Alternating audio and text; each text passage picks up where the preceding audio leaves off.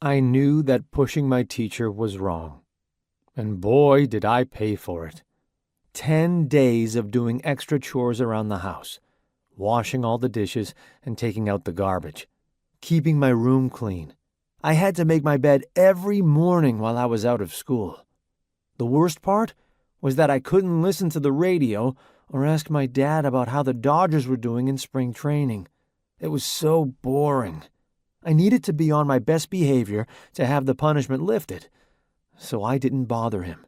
I spent most of the time catching up on my missing homework. But I had so many questions. Were they winning?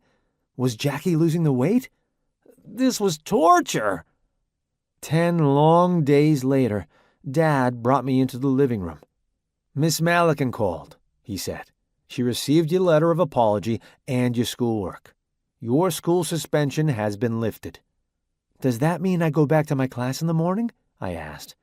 10 days away from my friends had me missing everything about school.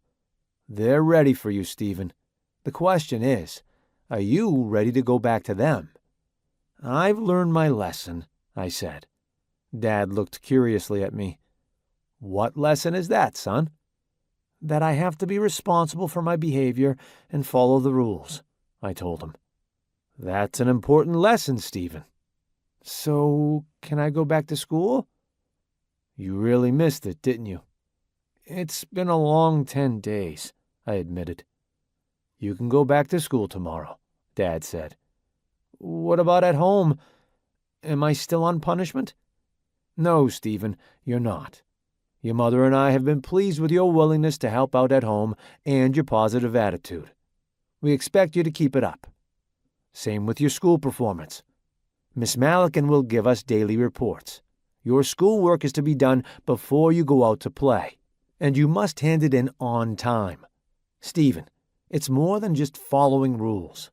You must learn to control your impulses, or you'll continue to get into trouble. Do you understand me?" Dad asked. "Sure. I've got to stop acting without thinking about the consequences."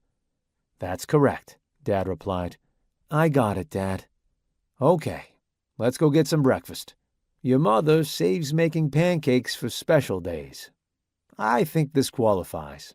Don't you?" "One of the best days, next to Dodgers opening day, of course," I replied. "I missed you reading the sports pages to me.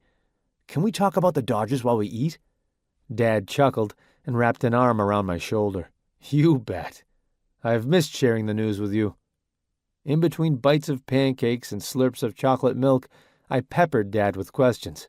"How's Jackie's weight?" "It's down," Dad told me. "He still has a way to go." "Jackie'll do it, Dad. I know he will," I said. "There's other news. Eddie Stanky was traded to Boston.